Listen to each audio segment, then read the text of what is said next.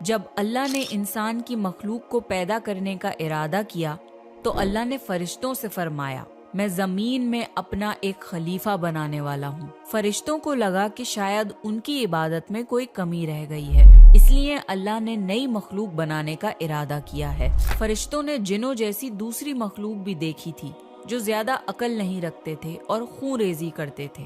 فرشتوں نے اللہ سے کہا اے اللہ، ہم تیری تسبیح، حمد اور پاکی بیان کرتے ہیں، کیا تو ایسی مخلوق پیدا کرے گا جو زمین میں فساد کرے گی اور خون خرابہ کرے گی؟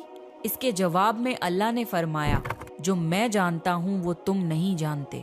فرشتوں نے آپس میں کہا کہ اللہ تعالیٰ جو بھی مخلوق پیدا کرے گا وہ ہم سے زیادہ علم نہیں رکھ سکتی۔ پھر اللہ نے آدم علیہ السلام کو علم سے نوازا اور انہیں کچھ چیزوں کے نام سکھا دیے۔ پھر اللہ نے آدم علیہ السلام کو فرشتوں کے سامنے پیش کیا اور فرشتوں سے فرمایا کہ تم بتاؤ ان چیزوں کے نام اگر تم سچے ہو۔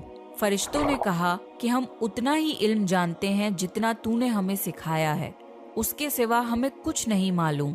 پھر اللہ تعالیٰ نے فرمایا اے آدم، تم بتا دو ان کو ان چیزوں کے نام۔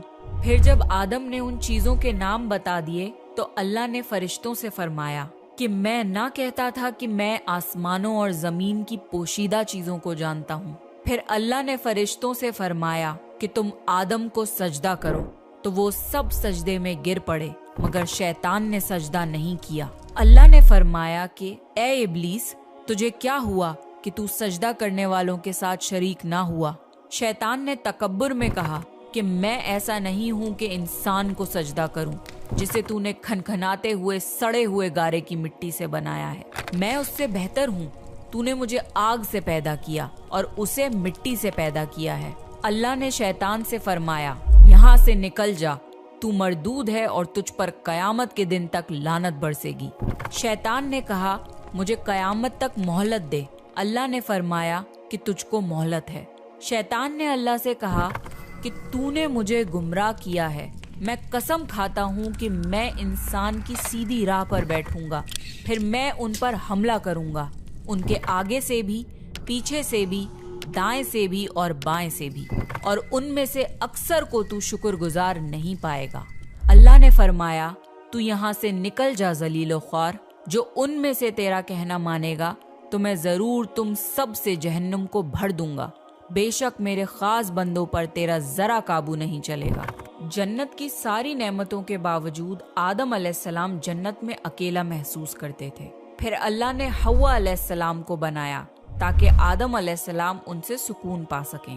اللہ نے فرمایا اے آدم، تم اور تمہاری بیوی جنت میں رہو، پھر جس جگہ سے چاہو تم دونوں کھاؤ، لیکن اس درخت کے پاس مت جانا ورنہ تم ظالموں میں سے ہو جاؤ گے۔ پھر شیطان نے ان دونوں کے دل میں وسوسہ ڈالا اور کہنے لگا تمہارے رب نے تم دونوں کو اس درخت سے اس لیے منع کیا تھا کہ تم کہیں فرشتے نہ بن جاؤ یا کہیں ہمیشہ زندہ رہنے والوں میں نہ ہو جاؤ۔ اور شیطان نے قسمیں تک کھا لیں کہ وہ ان کا خیر خواہ ہے، پس مردود نے دھوکہ دے کر ان کو درخت کی طرف کھینچ ہی لیا۔ جب حضرت آدم اور حوا علیہ السلام نے درخت کے پھل کو کھا لیا تو ان کے سطر کی چیزیں کھل گئیں اور وہ درختوں کے پتوں کو توڑ توڑ کر اپنے اوپر چپکانے لگے اور سطر چھپانے لگے۔